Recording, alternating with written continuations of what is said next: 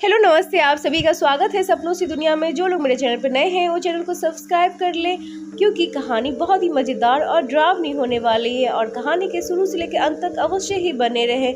कहानी कुछ इस प्रकार की शुरुआत होती है। उल्लू और भूतों के सरदार का सपना। दिनकर नामक जंगल में एक पुराना सा बरगद का पेड़ हुआ करता था, जिसमें उल्लू का घर भी था। उसी पेड़ के नीचे एक हाथी भी रहता था, जिसका नाम झनकू था। एक जगह पर रहने की वजह से उल्लू और झनकू हाथी के बीच अच्छी दोस्ती थी। इधर हाथी सारा दिन जंगल में मस्ती करता था। कभी वो करने खाता तो कभी अपनी सूंड में पानी भरता और अपने ऊपर फेंकता। उधर उल्लू सारा दिन सोता और रात होते ही झनकू के पास जाकर ढेर सारी बातें करता था। ऐसे ही दोनों का समय अच्छे से कट जाता था। एक दिन हाथी घूमकर शाम के समय बरगद के पेड़ के पास लौट रहा था। तभी उसने कुछ भूतों को बातें करते हुए देखा। उसने सुना कि भूत आसपास के लोगों को डराने की सोच रहे हैं। उसी वक्त भूतों के सरदार ने झनकू को देख लिया। वो जोर से चिल्लाया, पकड़ लो इस हाथी को। कुछ भूत झनकू को पकड़ने के लिए उसके पीछे भागने लगे। भूतों के सरदार के पास खड़े कुछ भूत ने पूछा, ये कौन था सरदार? सरदार ने जवाब दिया, मैंने कल रात सपने में एक हाथी को पूरा खाया था। ये हाथी बिल्कुल मेरे सपने के हाथी जैसा ही था। इसे देखकर लग रहा है कि सपने सच हो सकते हैं। इसे पकड़कर आज मैं अपना सपना सच करके ही रहूँगा। तभी हाथी को भूत पकड़कर सरदार के पास ले आए। झनकू ने पहली बार भूतों को देखा था। उन्हें देखकर वो डर गया।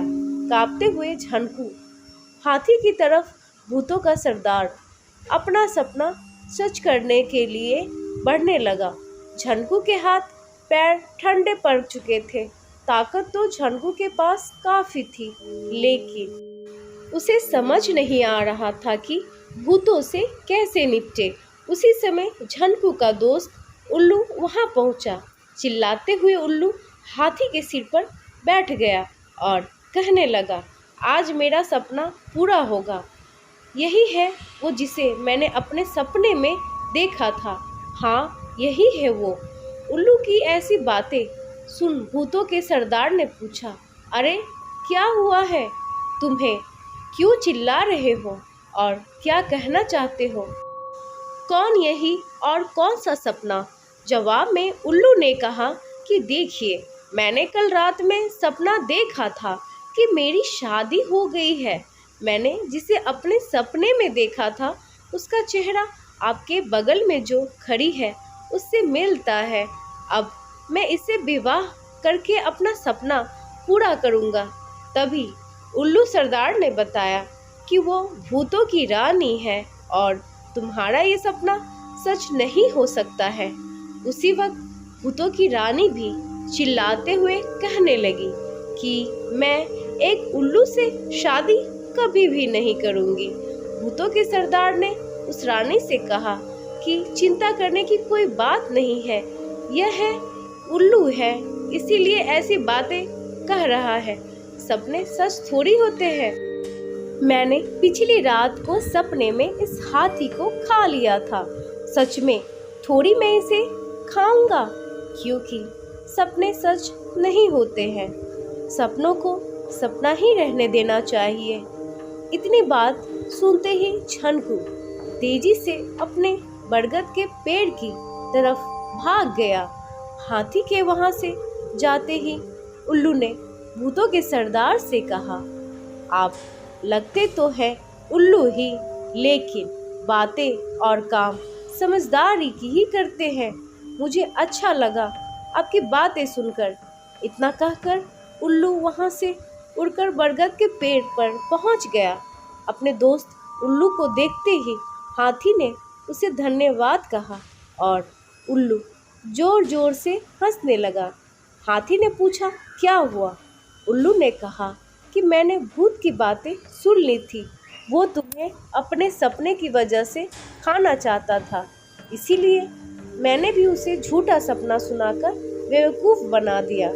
फिर उल्लू ने हाथी से कहा कि दोस्त, तुम्हें ना तो मुझे धन्यवाद कहने की जरूरत है और ना ही उसे डरने की। दोस्ती में धन्यवाद की जगह नहीं होती है। तब कहीं जाकर हाथी को राहत की सांस आई और दोनों दोस्त मिलकर भूतों के सरदार की नासमझी पर हंसने लगे। कहानी से सीख, दोस्ती अगर सच्ची हो तो वो हर मुसीबत में आपके साथ खड़े रहते हैं। तो दोस्तों, आप सभी को मेरा हाथी और उल्लू की कहानी कैसी लगी मुझे प्लीज़ कमेंट करके बताएं, और आप किस तरह की कहानी को देखना सुनना पसंद करते हैं ये भी मुझे कमेंट करें। मैं अवश्य आपके लिए वो कहानी लेकर आऊँगी, और मुझे अच्छा लगेगा कि आप किस तरह की कहानी को देखना पसंद करते हैं, तो आप उसके लिए कमेंट करें। और मिलते हैं हम एक ऐसी अनोखी और डरावनी कहानी के साथ। अपना ख्याल रखें। Thank you for watching.